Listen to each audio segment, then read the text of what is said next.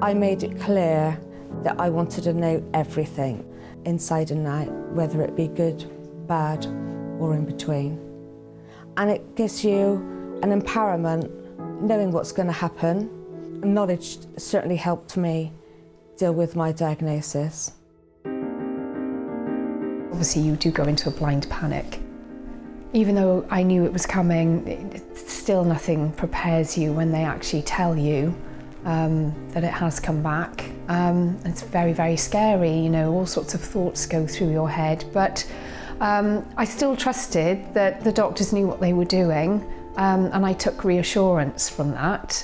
But it is hard. You nothing prepares yourself, nothing.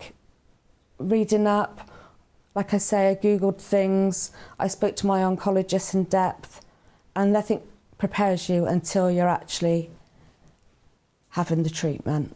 And that's when your journey starts.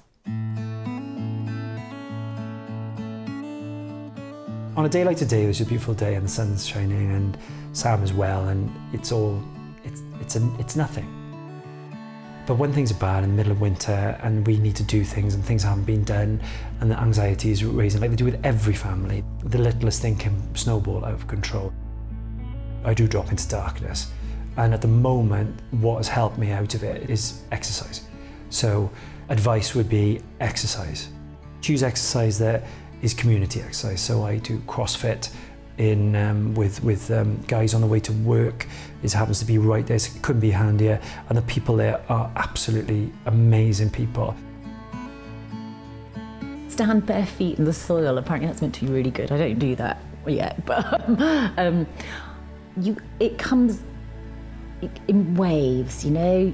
I am on antidepressants. I think that it's helping. It's helping me because I'm not so tearful anymore. I do have a cry now and again. And finally, my husband's on antidepressants as well. He was dealing with it all himself, didn't like to talk about it. It was affecting his sleep. So he finally went to the doctors and he's on antidepressants. It's an amazingly hard thing to come to terms with the fact your wife is there, living her life, being very, very positive, and I'm watching her, and we both know that the time bomb is ticking, and we both know that her medical treatments could be positive or they could change within moments. I mean, there are days when it overwhelms you, but if I can exercise, I just feel better for it. And when I'm exercising, I don't feel like I've got cancer, I just feel like me. And I find that's really, really important.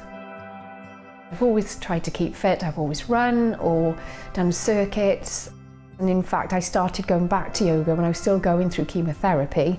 And I just found it helped because you just switch off for an hour. And it's possibly not as gentle as people think. It's quite hard doing yoga, but there's always a lovely meditative bit at the end when you can just switch off and fall asleep or whatever. I've got to get on and enjoy my life, living with it. And then suddenly you do have a dip for some reason, you know, and feel really sorry for yourself. And that's okay as well, you know, and you deal with that however you deal with it. That's where, like, your GP, the specialist cancer nurses, again, Macmillan, all the other places, you know, if you can't cope with it, that's what they're there for.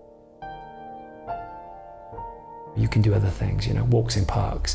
Those are therapeutic things that you can do that don't require clinicians.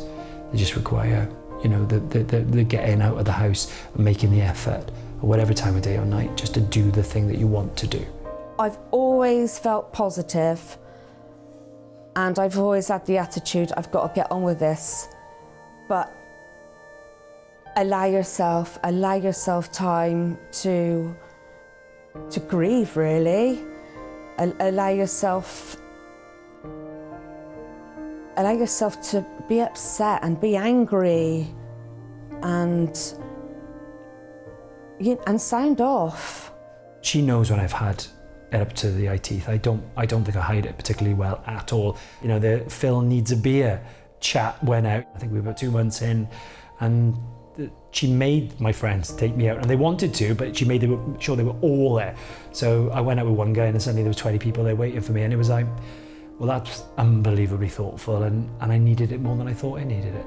I've got a family, and I wanted to be there for them as much as I had always been, and I still believe that we have a future. It might be a shorter future, but it's about picking and choosing what you do and making sure that what you do is relevant and important, and that you're not wasting time doing things that you don't enjoy, or spending time with people you don't enjoy or don't make you feel good about yourself.